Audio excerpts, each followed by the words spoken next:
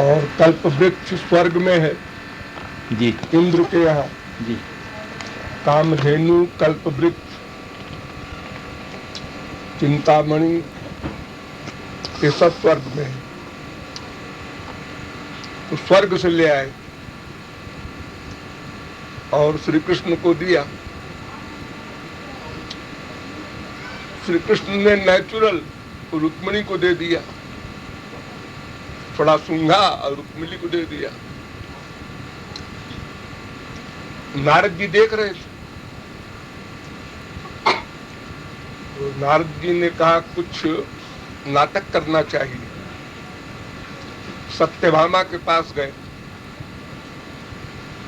और कहा तुम तो कहती थी श्री कृष्ण हमसे सबसे अधिक प्यार करते हैं और हमने जो फूल दिया कल्प वृक्ष का और रुक्मिणी को दे दिया, तुमको नहीं दिया।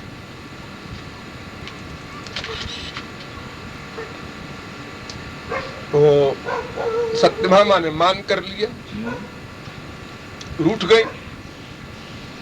श्री कृष्ण को पता चला, कहा भाई क्या बात है, हमसे क्या गुनाह हुआ, तुमने मान कर लिया। सत्यभामा ने कहा नारद जी ने आपको कल्प वृक्ष का पुष्प दिया। हाँ दिया। तो आपने रुक्मिणी को दे दिया, हमको नहीं दिया। उन्होंने कहा इतनी सी बात के लिए तुम रूठी हो? अरे मैं कल्प वृक्ष का पेड़ ला दूं तेरे लिए, फूल की कौन कहे। तुरंत अंतर्धान हुए और स्वर्ग गए और इंद्र से कहा है कल्प वृक्ष का पेड़ द्वारका पहुंचाओ। फौरन ऑर्डर हो गया परब्रह्म का, द्वारिका में आ गया कल्प वृक्ष। और सत्यभामा से कहा लो कल्प वृक्ष, कितने फूल चाहे तोड़ो। नारद जी ने कहा कुछ नाटक बना नहीं है, हमने जिसलिए किया वो कुछ बना नहीं, तो अब क्या करना चाहिए। तो नारद जी ने सत्यभामा से कहा कि देखो कल्प वृक्ष आ गया है तुम्हारे पास, अब तुम कल्प वृक्ष के नीचे खड़ी होकर के श्री कृष्ण को दान कर दो। तो कल्प वृक्ष के नीचे जो दान किया जाता है उसका 100 गुना मिलता है। बड़े विभोर तो थी ही सत्यभामा, उन्होंने कल्प वृक्ष के नीचे खड़े होकर कह दिया कि हम श्री कृष्ण को दान करते हैं नारद जी को।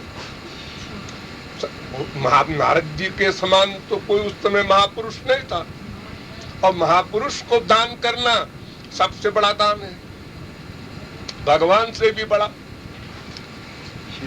दान कर दिया श्री कृष्ण।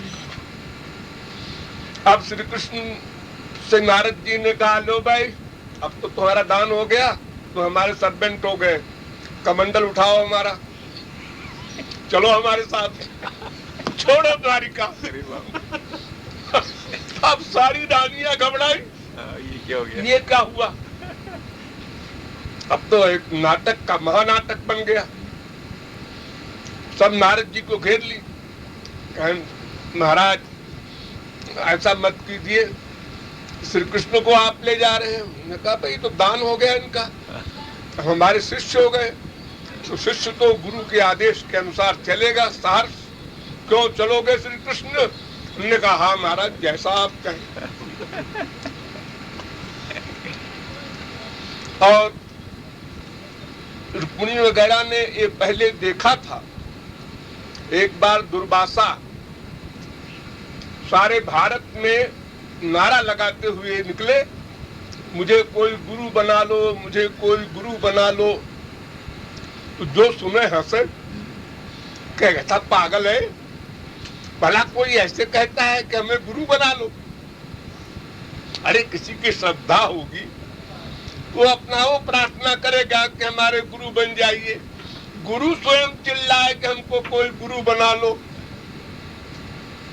और फिर अगर कोई तैयार भी हो जाए तो उससे कहते थे देखो गुरु बनाने के बाद हमारी प्रत्येक आज्ञा का पालन करना होगा और नहीं तो दंड मिलेगा, मेरा नाम दुर्वासा है।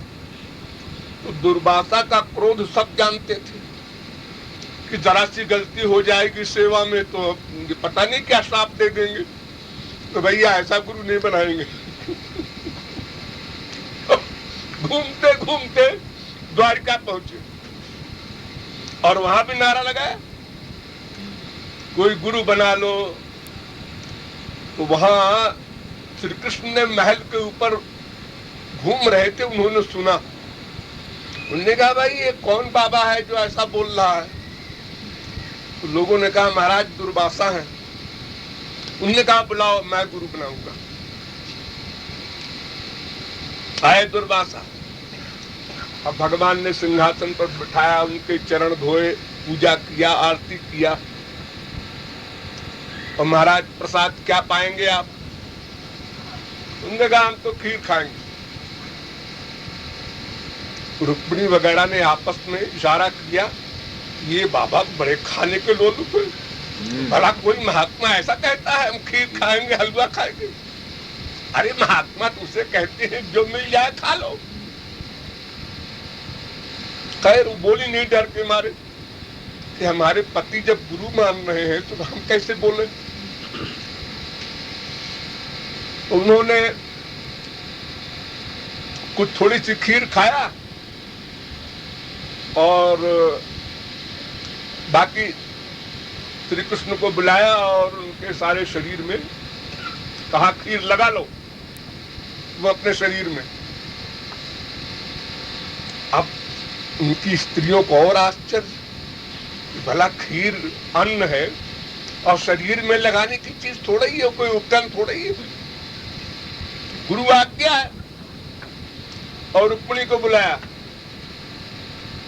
और रुक्मिणी के अपने आप लगाया दुर्वासा ने सारे शरीर में खीर। अब बेचारी डर के मारे कुछ बोली नहीं। जब श्री कृष्ण कुछ नहीं बोल रहे हैं, गुरु माने हुए हैं, तो मैं कैसे बोलूं? खीर खा लिया। उसके बाद दुर्वासा ने कहा है श्री कृष्ण मुझे घूमने जाना है बाहर। कहा महाराज रथ तैयार है। उनने कहा घोड़े छोड़ दो, एक तरफ तुम एक तरफ रुक्मिणी, रथ को घोड़े बनकर चलेंगे तब हम बैठेंगे। जैसी आज्ञा। अब रुक्मिणी को बिचारी को पहली मुसीबत, जो फूलों पर चलने वाली, वो कंधे पर वो घोड़ों वाला जुआ रखा उसने। अब हाथ में कोड़ा लिया दुर्वासा ने, तो श्री कृष्ण तो आगे आगे चले जाएं और रुक्मिणी का जुआ जो है पीछे रहे, तो रुक्मिणी के ऊपर चाबुक पड़े। तो आखिरकार रुक्मिणी गिर गई, बेहोश हो गई। तो श्री कृष्ण ने कहा गुरुजी हम अकेले ले चलते हैं, बताइए कितनी स्पीड से ले चलें। अब श्री कृष्ण ने योग माया को बुलाया।